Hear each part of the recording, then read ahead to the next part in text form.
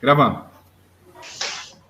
Olá, meus amigos, minhas amigas. Nós estamos aqui em uma live com o nosso convidado especial, que é o senador Álvaro Dias, líder do Podemos no Senado Federal, e que, para nós do Movimento Acorda Sociedade, é uma honra tê-lo como nosso interlocutor no Senado, né?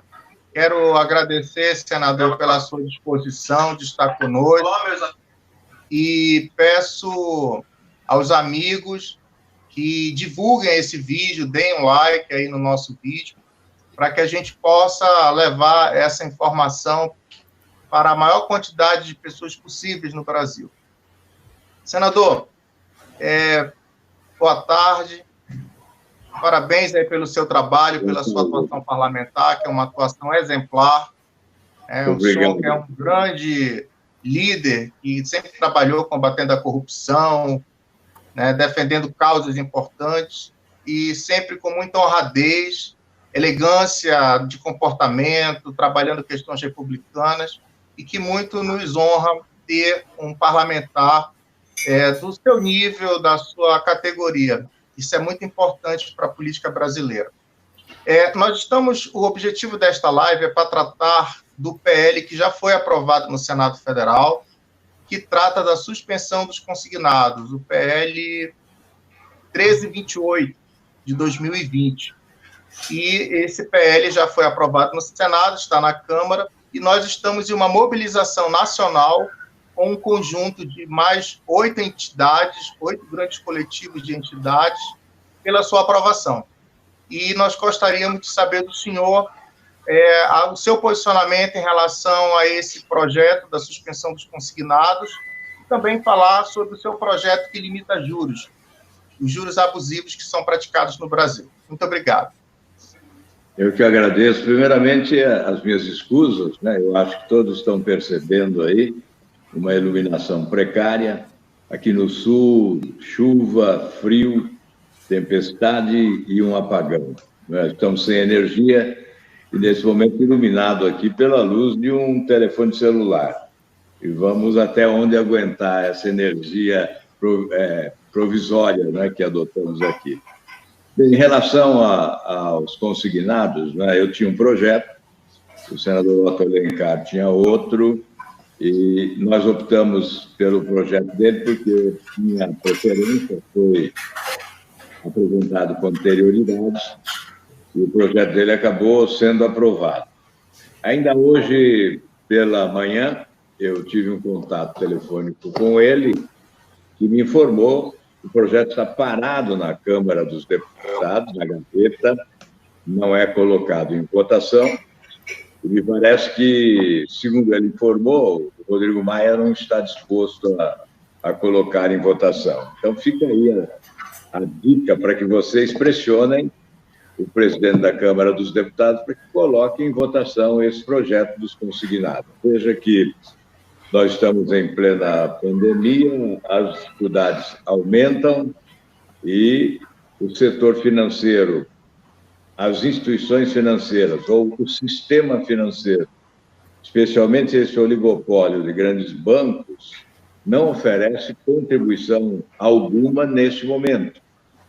As dificuldades estão preservadas em relação ao acesso ao crédito por parte das pessoas, né, inclusive micro, pequenas empresas, em que pese o Congresso ter aprovado uma linha de crédito especial, esse crédito não está chegando nem mesmo a micro e pequenas empresas. Os recursos foram transferidos pelo governo, são 40 bilhões de reais, estão estancados nos bancos que aumentaram taxas de juros ao invés de reduzi-las. Uma redução da taxa Selic, coerentemente, esta redução deveria alcançar também todas as modalidades de crédito, mas são implacáveis os nossos banqueiros, né? E, ao contrário, ao invés de reduzir taxas de juros nesse período, acabaram elevando taxas de juros e criando mais dificuldades. E o governo, por não instituir um fundo garantidor que transferisse os riscos do sistema financeiro para o governo, também impede o acesso ao crédito de centenas de milhares de micro e pequenas empresas que hoje enfrentam terríveis dificuldades. Mas, enfim, em relação aos créditos consignados, esse projeto está lá, na gaveta, na Câmara dos Deputados, como outros. Eu poderia citar, por exemplo, o fim do foro privilegiado, que chegou em 2017, em junho de 2017, e há mais de 540 dias ele está pronto para ser votado em plenário.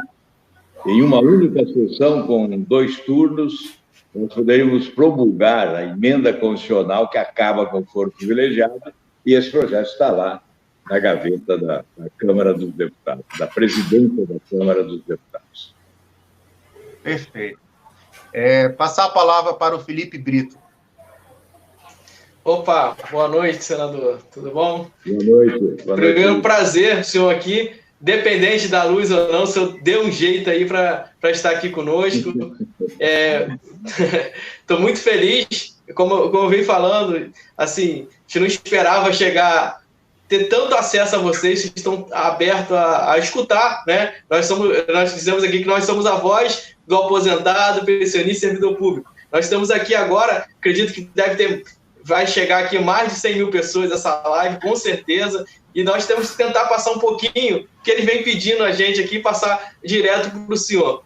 Senador, o que muito me assusta, que tem financeiras praticando taxas abusivas, assim, de 23% a 30%.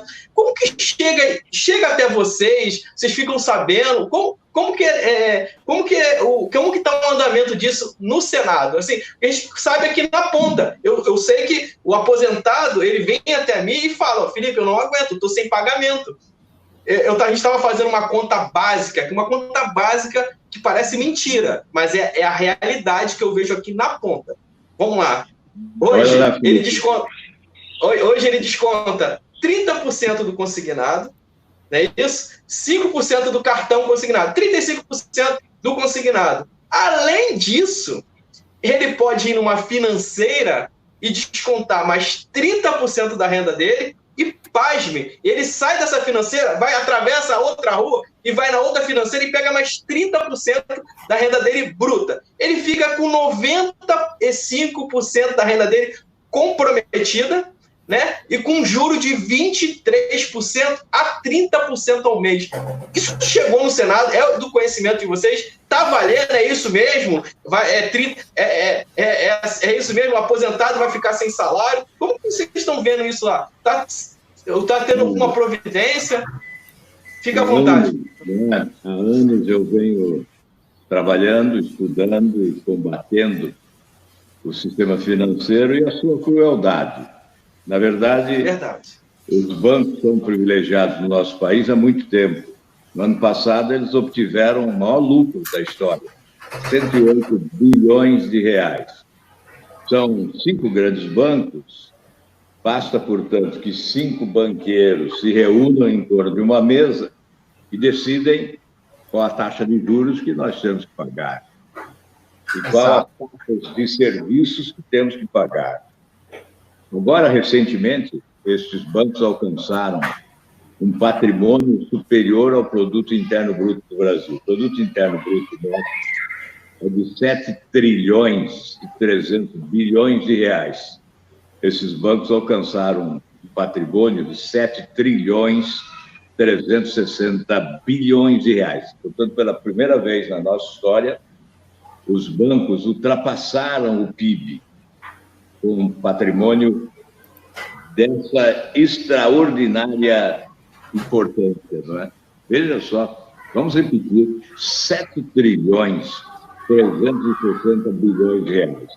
E agora eu estou brigando para tentar aprovar um projeto que vai limitar as taxas de juros em 30% ao ano para os cartões de crédito e o cheque especial. Me parece que esse é um projeto de amplitude da maior importância, porque hoje tem muita gente levando comida para casa com o cartão de crédito. Não fosse cartão de crédito, não teriam essas pessoas como levar comida para casa. Agora, fique imaginando depois, com essas taxas de juros extraordinárias. Nós chegamos a 1.200% ao ano de taxa de juros. Me dê esse tempinho, porque eu acho muito importante esclarecer. São taxas de juros que, em 2017, por exemplo, chegaram a 352% em média, e na América Latina, o segundo país com a maior taxa de juros foi a Argentina, com 47%. Então, 352 para 47%. Os outros países, Peru, Chile, México, todos com taxas de juros inferiores. No mundo, 76 países limitam as taxas de juros dos cartões de crédito e do cheque especial. E em todos esses países, o limite não passa de 30%, que é o que nós estamos desejando. Portugal, 16%. Agora, o Canadá puxou para 10% em função da pandemia.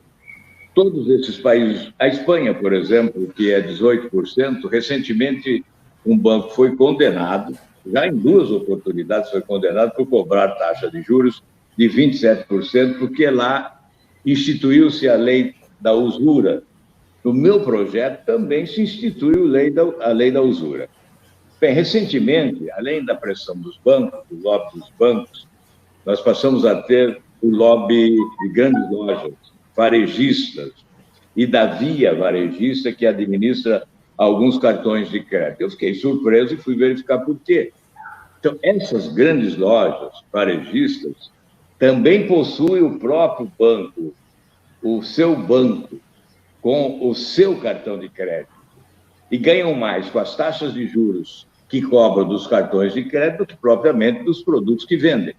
Eu poderia citar nomes, e vou citar Carrefour, Quero, Paribas, Magazine Luiza. Então, são Renner. Aliás, as lojas Renner agora acabam de vender o seu banco particular para o Bispo Macedo. São taxas de juros todas acima de 300%. Então, a média atual é de 312%. Tivemos uma taxa de 790%. Agora, ainda nesses dias, a Costa Rica deliberou no parlamento, fixou o limite das taxas de juros para que o Banco Central, para todas as modalidades de crédito, todas, eu estou dizendo, não só cartões de crédito, para que o Banco Central de Costa Rica possa definir as normas para cada modalidade de crédito, mas com o limite de 30%. Esse projeto ainda não foi votado no Senado, mas está apresentado desde o início da pandemia. Ainda estava na presidência o Anastasia, quando esse projeto já estava na pauta para a discutida.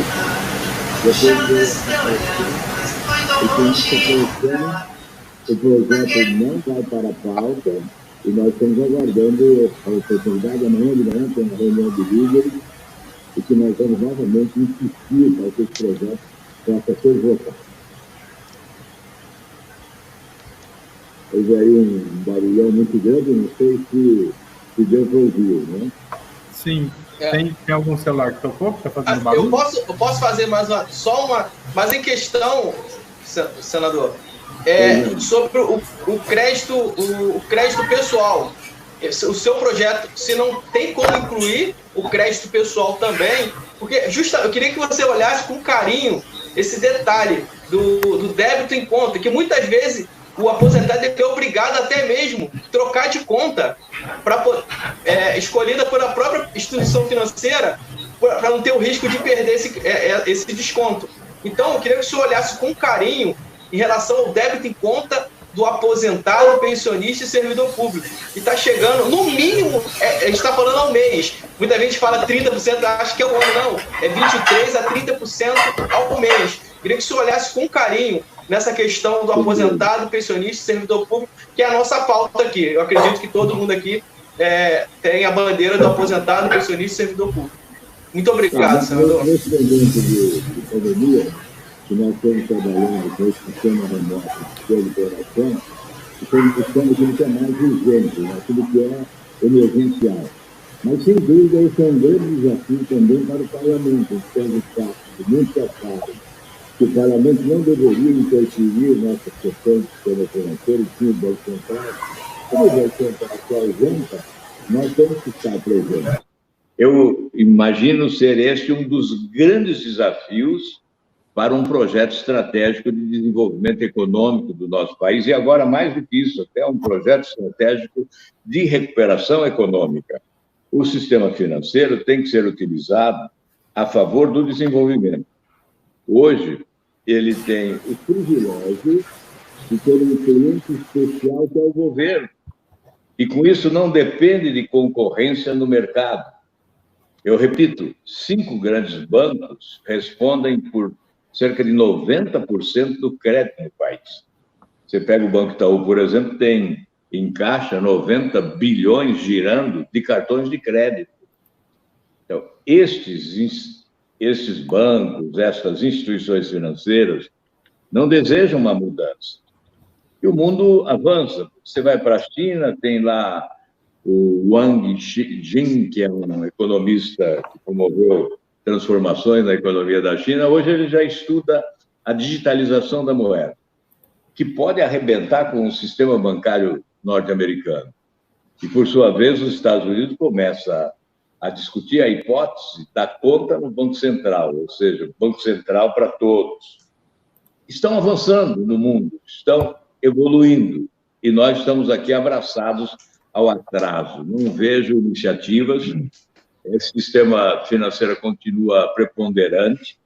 Eu vejo agora como são charmosos esses banqueiros, né? Como são poderosos, porque eles estão impedindo que o Senado vote uma matéria em que pese o fato de estarmos numa pandemia, que antes dela já 67% das famílias brasileiras estavam endividadas e 74% dos endividados estavam endividados no cartão de crédito. Imagine depois desse terrível momento de desemprego, de recessão, né? Nós vamos, obviamente, fazer crescer a inadimplência, os devedores estarão em número maior, a inadimplência estará alargada, e com essas taxas de juros será muito difícil sair do buraco. Por isso é preciso legislar com urgência, é preciso que esses bancos e essas grandes lojas varejistas, né, tenham um mínimo de sensibilidade humana para evitar o pior. Tá. Senador, na esteira do que o senhor falou, eu quero dizer que esse projeto de sua autoria é muito importante para ajudar a trazer um equilíbrio ao sistema financeiro nacional. Nós temos um mandamento constitucional no artigo 192 da Constituição que tem um capítulo que trata exclusivamente de sistema financeiro nacional. E ele diz o seguinte: o sistema financeiro nacional estruturado de forma a promover o desenvolvimento equilibrado do país e a servir aos interesses da coletividade. Será regulado em lei complementar, né? Então, já existe um mandamento constitucional que diz que esse sistema financeiro ele tem que estar a serviço do desenvolvimento equilibrado do país. E a gente percebe que, ao longo dos anos, os bancos têm liderado o ranking de lucros cada vez maiores, sucessivamente cada vez maiores, e, enquanto isso, a economia está indo para a bancarrota, né? Em economia, é uma equação fechada. Quando um ganha, é porque alguém perdeu, né? Então, a gente já sabe quem está ganhando, né? E também nós já sabemos quem está perdendo. Então, realmente, o seu projeto é muito importante, vai ter o nosso apoio. E agora eu passo a palavra para o Milton D'Antunes. Não, Milton, obrigado aí pelas palavras, né? E eu tenho certeza que o que nós estamos vivendo hoje é um sistema de agiotagem oficializada. É o governo, por intermédio do Banco Central, avalizando a agiotagem. E os banqueiros se tornaram, obviamente, os grandes privilegiados já há muitos anos, não é? O Brasil se tornou um paraíso para os bancos e para os banqueiros. Vamos lá, Milton, pode perguntar. Vamos lá. Seja muito bem-vindo, senador. Muito boa tarde. Gente, uma coisa que me chama a atenção não é nem uma pergunta que eu vou direcionar, é um comentário, e aí ele fica aberto para nossas ponderações. Me chama muito a atenção, em meio a tudo isso, que no início da pandemia, né, quando as primeiras ações do governo surgiram em benefício principalmente ao público-alvo do qual a gente está falando, que são os aposentados, pensionistas e servidores públicos, me chamou a atenção de que uma das primeiras ações foi, segundo ele, diminuir os juros, né, por exemplo, do crédito consignado, né, em questão, e aumentar esse prazo. Ou seja, você deu com uma mão e puxou com a outra, né, porque trouxe essa complicação. Então, diante realmente da situação que o Brasil passa, né, nesse estado de calamidade pública, diante da pandemia, já se passaram praticamente 4 meses e as pessoas ainda continuam à espera. E o senador bem falou, né, acerca dessa concentração de poder, né, que os bancos acabam tendo sobre as decisões do próprio governo. Tem que ter um direcionamento para que a gente possa trabalhar isso, né, para que isso, se não acabe, ao menos diminua, para que haja um equilíbrio dessa balança, né. Isso hoje é o que está mais me preocupando, e chamando tanto a atenção, né, do Brasil como um todo. Sem dúvida, o sistema financeiro é uma trava no processo de crescimento econômico do país, principalmente se pensarmos em distribuição de renda, porque se tornaram os bancos instrumentos de concentração de renda. Na verdade, a concentração da renda e a distribuição da miséria. O país alimenta as desigualdades sociais de forma cada vez mais crescente. Recentemente, nós conseguimos, no Tribunal de Contas da União, uma auditoria sobre a dívida pública do Brasil, exatamente para verificar a presença do sistema financeiro no impulsionamento dessa dívida. 12 dealers, que são responsáveis, são bancos e alguns fundos de investimentos, que são os privilegiados dealers que rolam a dívida pública do país, com taxas de juros extraordinariamente benéficas para eles, não é? E aí você vê as tais operações, que são operações compromissadas, né? Essa é a denominação, operações compromissadas que são realizadas por esses grandes bancos e, por consequência, não dependem do mercado, já que possui um cliente generoso, que é o governo, e que em operações compromissadas no início do ano já chegava a 1 trilhão e 15 bilhões, e agora já chegamos a 1 trilhão em mais 2 meses, né, no mês de abril, nós chegamos a 1 trilhão e 250 bilhões de reais em operações compromissadas, a pretexto de se promover liquidez, mas que, na verdade, são operações também realizadas para a rolagem da dívida, segundo esta auditoria que nos proporcionou o Tribunal de Contas da União, revelando também outros desvios, como a ausência de transparência, não há uma plataforma para a publicação, a divulgação da dívida dos vários entes da federação, desde o município, estado, União, não há uma plataforma para o leilão dos títulos públicos, a fim de se oferecer maior concorrência, não é? Agora, o que é crucial é o oligopólio, porque nos Estados Unidos são mais de 10 mil instituições financeiras, não é? Descentralizadas, que estabelecem uma competição da maior importância para a sociedade, porque, obviamente, é com a competição que você reduz as taxas de juros. Então, essa é uma reforma essencial, mas dificilmente você ouve o governo discutir essa reforma. Senador? Perfeitamente, perfeitamente. Inclusive, esse seu requerimento de auditoria lá do Tribunal de Contas da União, nós apresentamos uma peça com vários questionamentos que ajudaram a subsidiar os auditores do TCU em relação ao seu requerimento. Nós já havíamos tentado uma auditoria no passado, através do senador Capiberibe, tá? Para tratar da questão do swap cambial, que isso é um absurdo que se gastou nessas operações de compra de dólar no mercado futuro. Bilhões e bilhões e bilhões de reais. Em apenas um ano, nós gastamos 115 bilhões de reais com essas operações. E foi graças ao seu requerimento de auditoria que nós conseguimos trazer isso à baila, senador. E é importante destacar, tá? O Capiberibe não conseguiu... Da instituição de um conselho de gestão fiscal, que está na lei de responsabilidade fiscal, e não foi instituído até hoje. Essa auditoria do Tribunal de Contas apontou como um dos itens que devem ser considerados.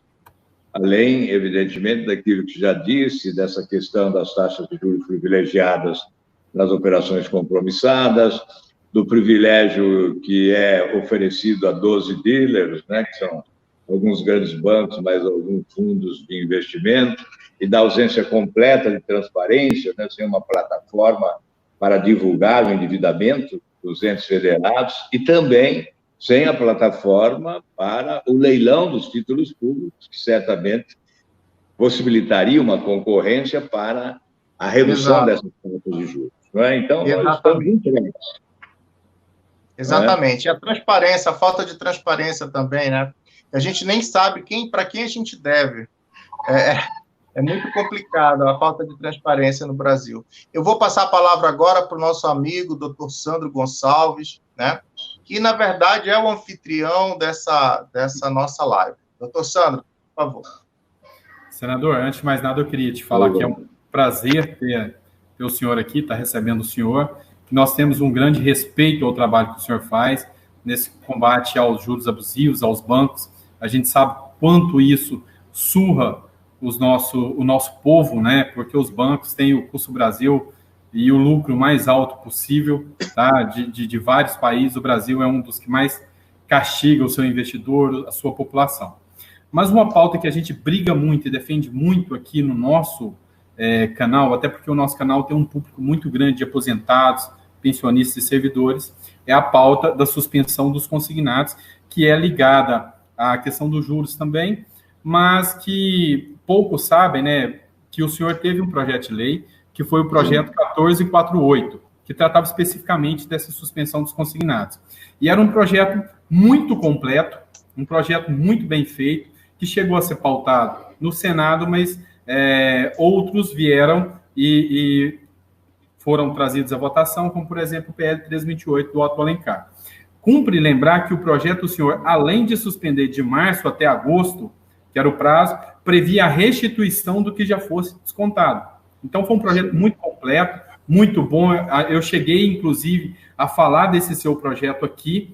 Um outro projeto semelhante corre na Câmara, e eu falo muito, que é do deputado Pompeu de Matos, bem semelhante com o do senhor, e a gente gosta muito de mostrar bons projetos. Esse é o intuito do canal.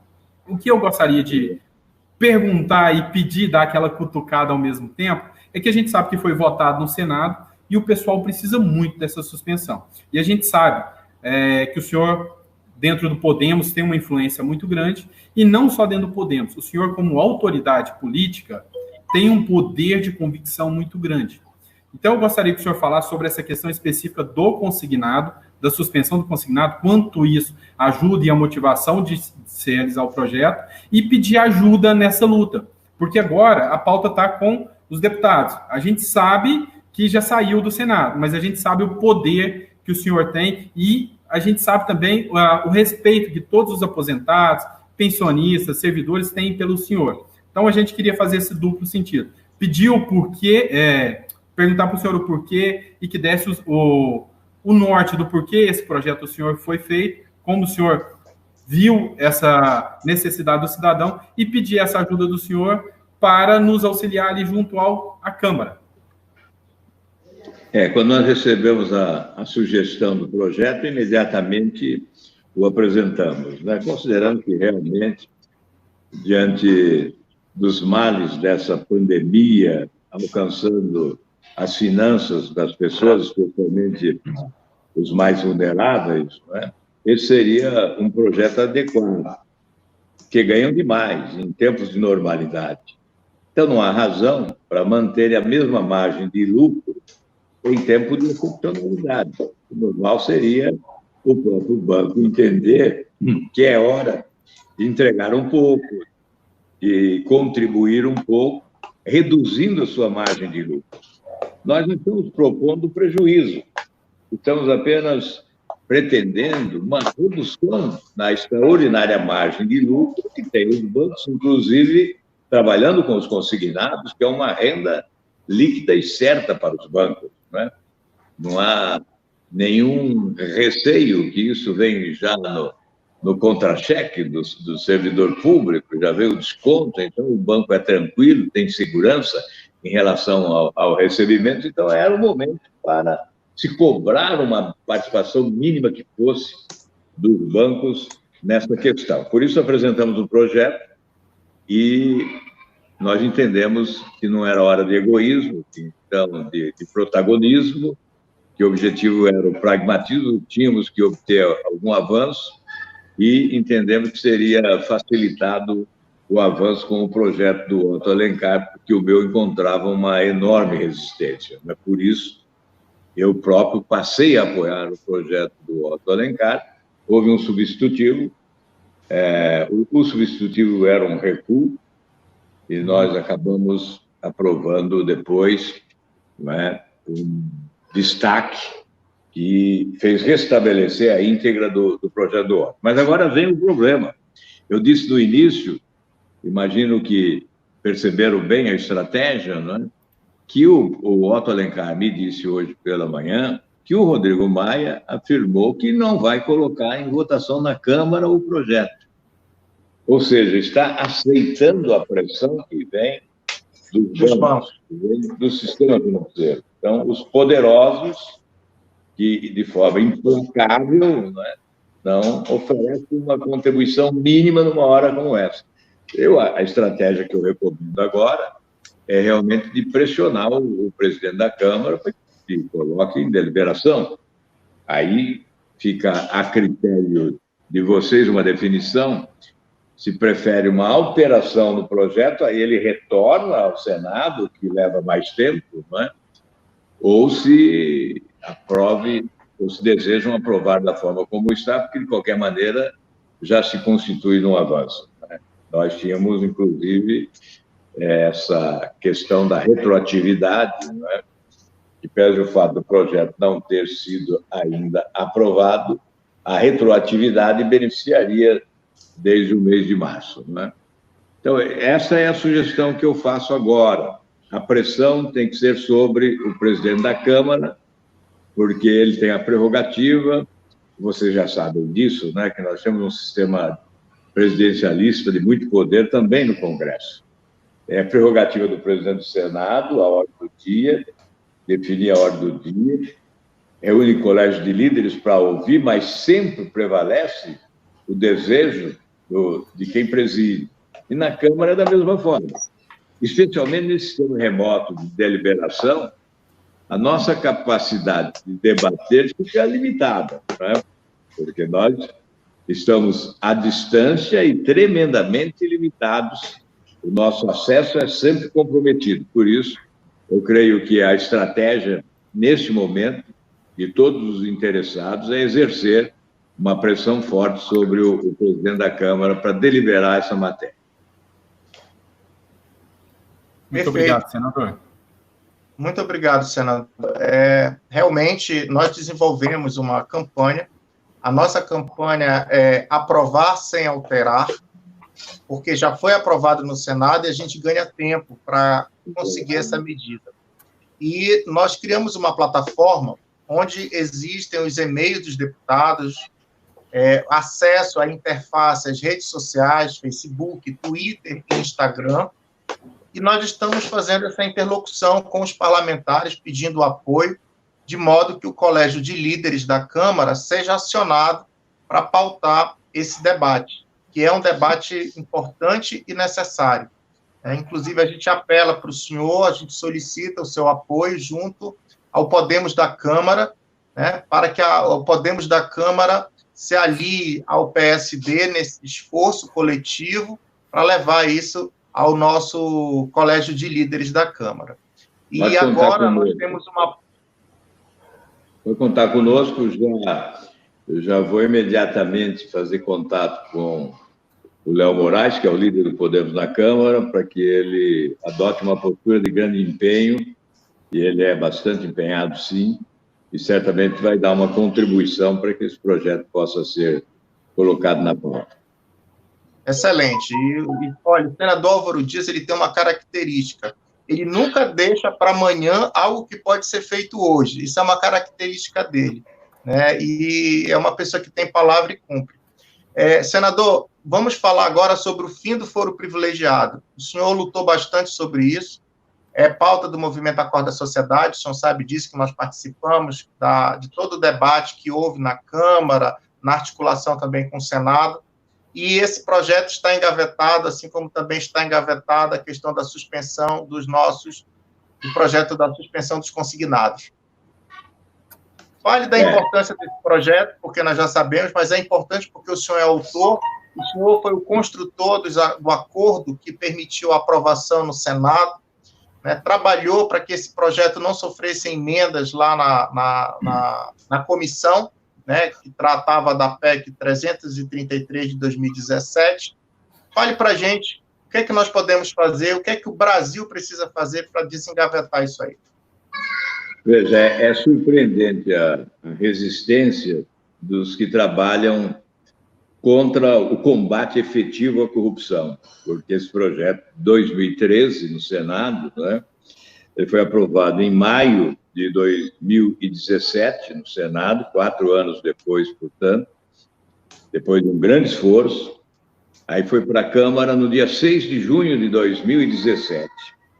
Com muito esforço também, ele passou pela Comissão de Justiça, depois passou pela Comissão Especial, onde queriam alterar, nós tivemos que trabalhar junto ao relator Ibrahim Filho, que acabou concordando conosco e manteve o projeto na íntegra, e está pronto, foi aprovado nessa comissão, já no final de 2018.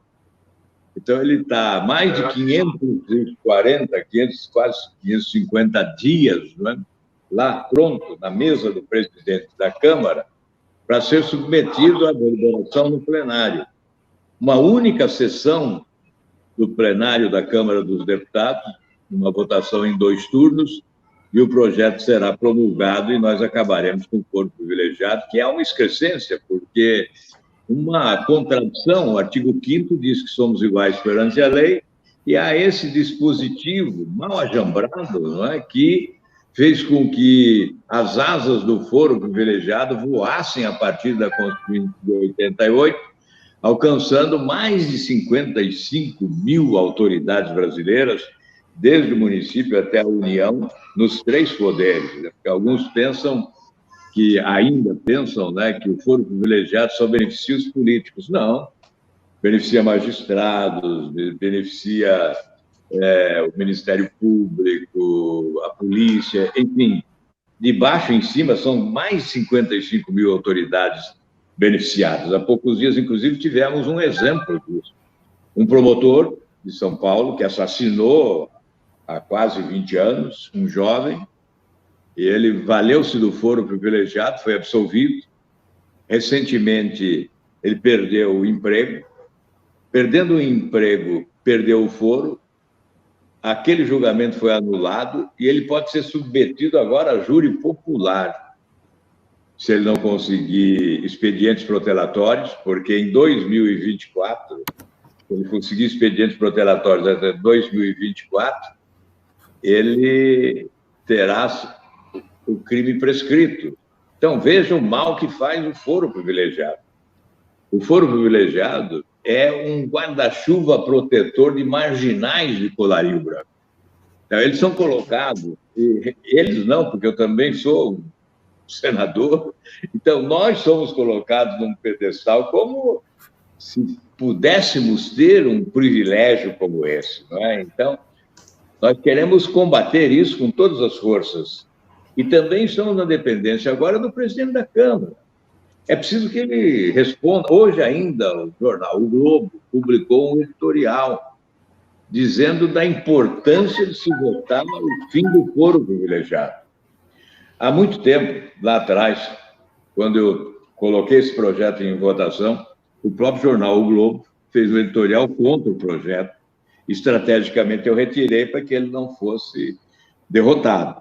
E esperamos um momento para fazer com que ele tramitasse novamente.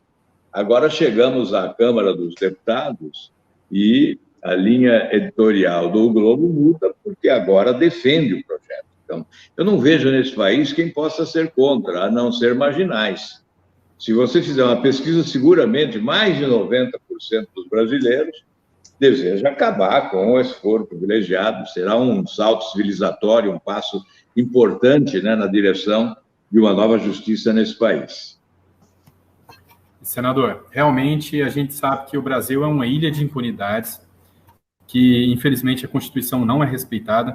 Eu, como advogado, já enjoei de ver milhares de impunidades, milhares de coisas que você fala assim, isso é lei, não é justiça, porque são duas palavras que parecem sinônimas, mas são coisas bem distintas. Lei é uma coisa, justiça é outra. Por exemplo, o foro privilegiado é lei, mas não é justiça, não é justo para o cidadão. Então, assim, pode ter certeza que nós contamos, que nós damos total apoio a esse projeto, tá? Nós achamos mais do que justo que se faça valer o artigo 5º da Constituição, todos são iguais perante a lei, desde o mais humilde até o maior que senta na cadeira da presidência. Todos têm que ter um tratamento igual, lógico, cada um na sua atribuição ali, mas realmente, na hora de ser punido pelos fatos errados, tem que haver essa igualdade, sim, tá? Porque nos tornamos realmente um país de desigualdades. Parabéns por esse projeto do senhor, é muito bom, veio muito a calhar, e o intuito desse canal aqui é mostrar o quê? São mostrar bons projetos, bons políticos, porque infelizmente a nossa classe política já tem uma reputação não tão boa, diante de tantos maus políticos que passaram no caminho lá atrás. E aqui não, aqui a gente quer trazer quem tem coragem, tem o peito para vir trazer bons projetos, porque bem sabemos que esse projeto seu não deve ser muito bem aceito dentro do Senado, porque mexe com pessoas grandes, não vai ser aceito na Câmara, vai ter que ser uma luta, enfrentar lobbies gigantes para que isso seja aprovado. A gente sabe bem disso, que aqui todo mundo já sabe bem como que é o andamento do processo legislativo e a pressão que existe. Mas o que eu queria deixar externado aqui para o senhor é que conte com nossa ajuda e parabéns pelo trabalho que está sendo feito. O nosso intuito é mostrar bons trabalhos aqui. Parabéns e conte conosco. Muito obrigado. Se nós fizermos aí uma viagem pelo mundo, né, vamos verificar que em nenhum país do mundo existe algo parecido como o que há no Brasil em matéria de foro privilegiado, né? Então, você deve se lembrar que o próprio presidente Bill Clinton foi julgado em primeira instância em razão de uma acusação de um suposto assédio sexual a Mônica Lewinsky. Aí você vai para Israel, um ex-presidente também, em primeira instância, é preso, julgado, condenado em primeira instância, é preso em razão de assédio sexual. O outro primeiro-ministro, porque aceitou uma propina de $10 mil, é condenado e preso em primeira instância. No Brasil, nós temos o quádruplo grau de jurisdição. Se ainda quiserem introduzir mais uma escada, mais um degrau nessa escada, como juiz de garantias, né? E, obviamente, o Supremo Tribunal Federal, que não está aparelhado para o processo criminal, com 11 ministros, tendo uma demanda enorme, passou a ser a casa da impunidade em relação às autoridades de colarinho branco. Então, o mundo todo, vai, mundo afora, nada igual. A mesma coisa, juros, né? Taxa de juros. Se tiver um país, não é, que tenha praticado uma taxa de juros de 1.200% ao ano em cartões de crédito, me informem, porque aí eu renuncio o meu mandato e vou embora. Porque não existe no mundo nada igual, né? O Brasil é realmente o paraíso dos bancos, dos banqueiros, das altas taxas de juros, e nós estamos assistindo isso. Não podemos assistir isso, né? Alguém disse, o ministro Paulo Guedes, até numa live do Banco Itaú, ele chegou a dizer, são 5 grandes bancos, espertos, né? E nós somos 210 milhões de trouxas. Mas cabe ao governo impedir que nos façam de trouxas, né? Nós não somos trouxas. Estamos brigando para acabar com essa molezinha, né, dos bancos brasileiros. Sim, com certeza. Milton, suas considerações finais.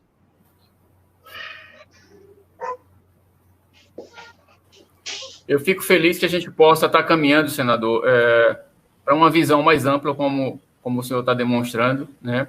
E aí é importante momentos como esse, né, de estarmos reunidos para apresentarmos para a sociedade como um todo, de que, de fato, a gente não pode se permitir continuar. Já fomos feitos de trouxas por muito tempo, né? Os exemplos que o senhor deu aí mundo afora só nos faz, se continuarmos assim, sentirmos cada vez mais vergonha de sermos o país que somos, né, com o direcionamento que temos tido. E nós, como brasileiros, precisamos, sim, trabalhar a mentalidade de cada um, né, para que a gente possa, ainda que difícil, não desistir, lógico, e continuar lutando para que a gente alcance, sim, no mínimo, melhorias, se não trouxermos 100% soluções. E aí, parabenizo o senhor mais uma vez por esse projeto também, realmente, não ao foro privilegiado, e deixo desde já, né, aberto, meu canal como jornalista também, aberto aí a todo o apoio necessário para que o senhor possa ter êxito, né, nós possamos ter êxito como brasileiros, e para que esse foro privilegiado acabe, e que também possamos ter êxito aí na nossa luta pelos aposentados junto à questão da suspensão dos consignados. Felipe? Opa, um prazer estar o senhor aqui. É motivo de muita alegria, de verdade. O senhor, como um senador tão respeitado, está falando aqui, graças a Deus tem vindo aqui bons políticos, está aqui conosco, né? Hoje, num cenário que se fala tanto de polarização, de direita, esquerda, e aqui nos nossos canais a gente não tem isso, nós estamos faltando bons projetos. E eu queria, de novo, como os nossos canais aqui é focado em aposentado, pensionista e servidor público, eu queria que o senhor tivesse um olhar especial nessa questão que eu falei com o senhor, porque pessoas que estão sem salário.